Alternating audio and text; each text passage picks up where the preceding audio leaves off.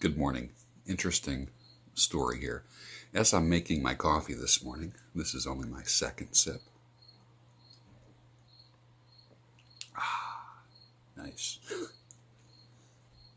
I just wouldn't feel right if I put Christian Bale saying nice on video on a Sunday morning. There's just something wrong with that. I'm making coffee. I'm looking out the front window, and I see Joel, the guy who walks the little white dog. I may have told you about him. Walks his dog several times a day. Lives about 5 houses down. He walks down to the end of the street and back. The dog does its business. Joel gets his exercise, gets his movement. He's in better shape than most. I'm guessing Joel is maybe 88 years old. Tall guy, white hair. Over the years, getting a little more hunched over. You can tell he was a handsome man when he was younger. Always talkative. If you catch him, if you're walking out of the front of your house at the right moment, he will talk about the news, he'll talk about the weather, he'll talk about animals, he'll talk about... And one of the things I had said at one time to somebody was, at one time I had said to somebody that, boy, that Joel sure can talk, can't he? Well, from what I understood, he had a bedridden wife. How was I to know? I did not even know that. It didn't occur to me because I've never seen her. He's been bedridden for over 10 years. Imagine that. So whenever anyone mentioned Joel, his title was The Old Guy Walking the Little White Dog. Joel, everyone knows automatically who that is. Last week or the week before, I saw an ambulance down the street at Joel's house. And first thing I thought was, gosh, I hope nothing happened to Joel. There was no crowd down there. Within an hour or two, I saw Joel walking his little white dog. Had no idea what was going on. Yesterday, I had said to somebody, Joel's been walking that little white dog a lot recently. And they said, oh yeah, his wife died. You know, like Joel became the small talk. Yeah, he's been walking that dog a lot. Yeah, his wife died.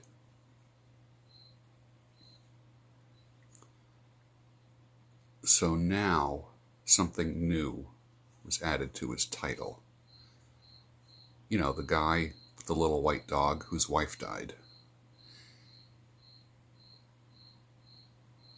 Your life.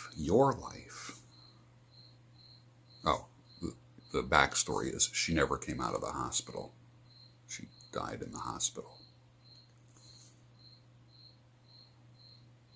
So now, as I'm making my coffee and I watched Joel walking the little white dog, Joel whose wife died, I'm now thinking, I need to invite him over for coffee. Now, I think that. And shortly after thinking that, I kind of kicked myself in the ass. Like, why do I want to do that now? Why didn't I do it before? I was happy with small talk before. I was happy with just talking to him about things from 1953 and keeping him at an arm's length. He doesn't look like he's grieving. He doesn't look like he's hurting. You can't tell those things when someone, all you see, the only thing you know about them is you if you happen to be in your driveway and he's walking his dog. Good morning, Joel. Good morning, George. How's it going today? Well, they say it's supposed to rain. Really? And that's like our conversation. Two things.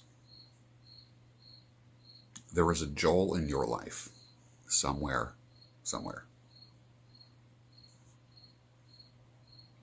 A Joel, a guy who walks a little white dog, whose wife died. Two things. Reach out to that person. You never know what joy you could bring to someone's life, even if you're not a typical joy bringer kind of person. Number two, you, if you're not already, you someday will be the guy who's walking a little white dog whose wife died.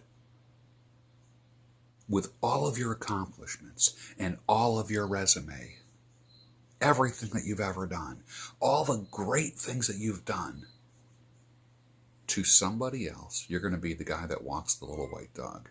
And that's all they're going to know about you.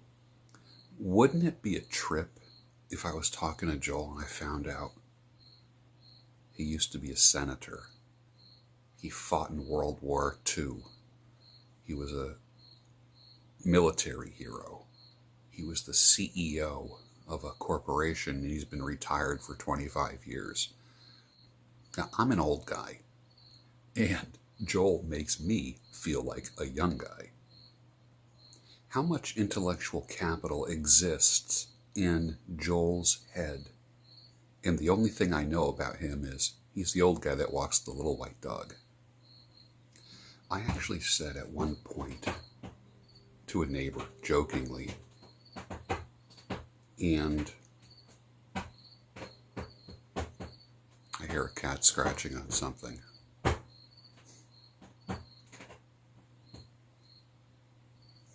Hold on.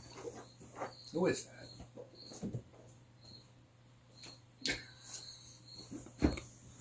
That's funny. I actually said this to a neighbor jokingly, and now I feel kind of bad about it. I made some comment that if he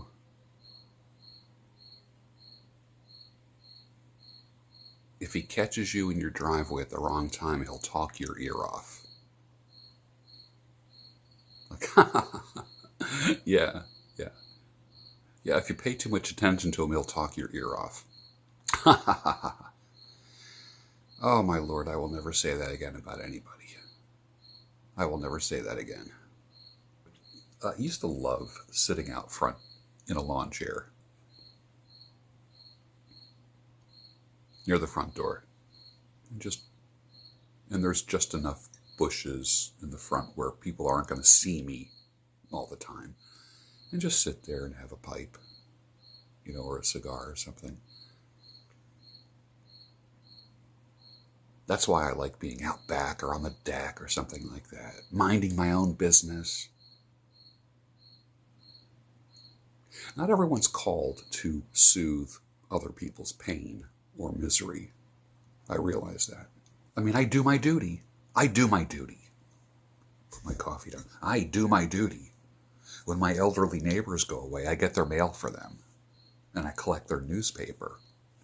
I take their trash out. I bring their trash bin back in. I do my duty, but don't ask me any more.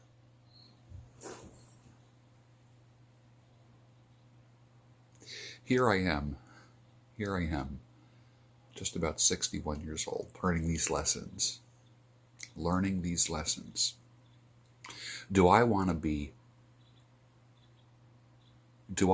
George, the guy that walks the little white dog someday? And that's all people know about me. I don't really care, but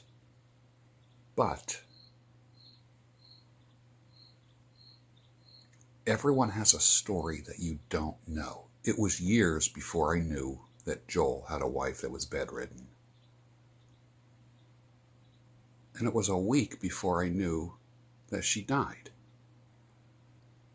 What the hell is the matter with this world? What the hell was the matter with me?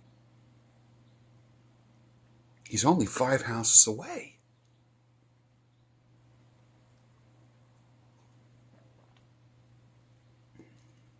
Where I grew up, and when I grew up, we knew everything about everybody. That was the good news and the bad news. Now, I know nothing about anybody, even people across the street. That's the bad news and the bad news. What are your thoughts about all of this? Do you have a Joel, a guy who walks the little white dog? Check this out. Before I knew his name, it was years before I even knew his name. Before I knew his name, he was the guy that walks the little white dog. Right? And then I found out his name. 5 houses away. 5. I'm not talking like a half mile away. 5 houses away. He was the guy who walks the little white dog. And then and then someone said, "Oh, that's Joel." I said, "Oh, okay, Joel." Okay. And then I went from "Good morning," because he always is there when I'm leaving for work in the morning. Always.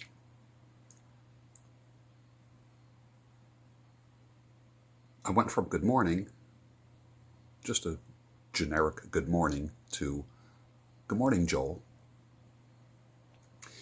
Now the next time I see him,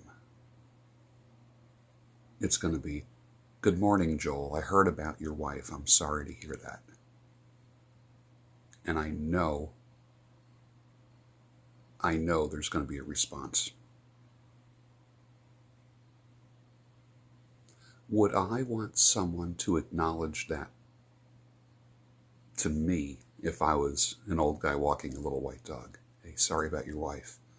Or, I'm trying to put myself in his shoes for a second.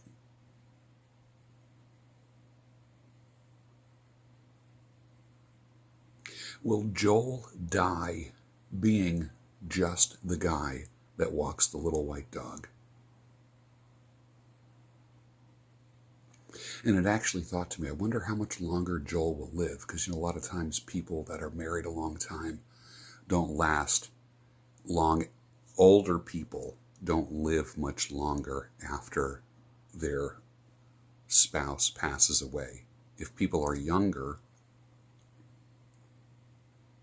then they might go on to have another spouse or a lady friend or something like that. And I have worked with many widows and widowers, many. But it seems like the ones that are in their 80s and older are not in a hurry to go get a lady friend after a wife passes away. When they're younger and they still have some mojo left,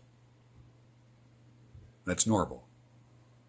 This is my experience of over 30 years of working with people. I'm just giving you broad brush strokes right now. What will Joel do? What is he going to do?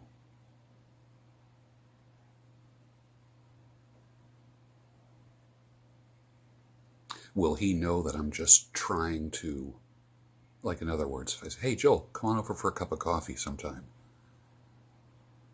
is he going to think, all these years I've been walking my dog, you see me 2-3 times a day, you've never said come over for a cup of coffee, and now my wife dies, and now it's like, come over for a cup of coffee. Like, that even went through my head. Hey, I'm the Sultan.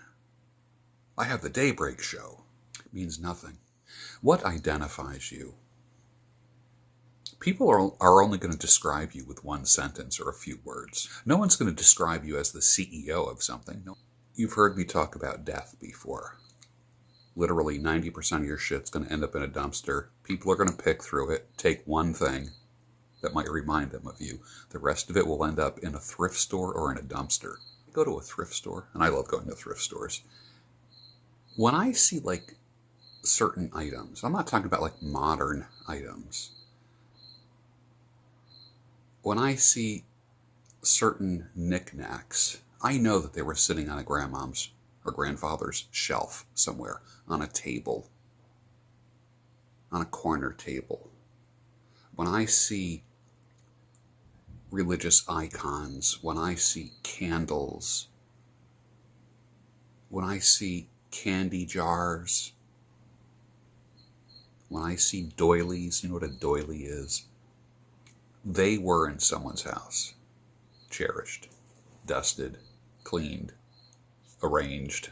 I remember about 20 years ago at a business meeting, some guy said something to me in public.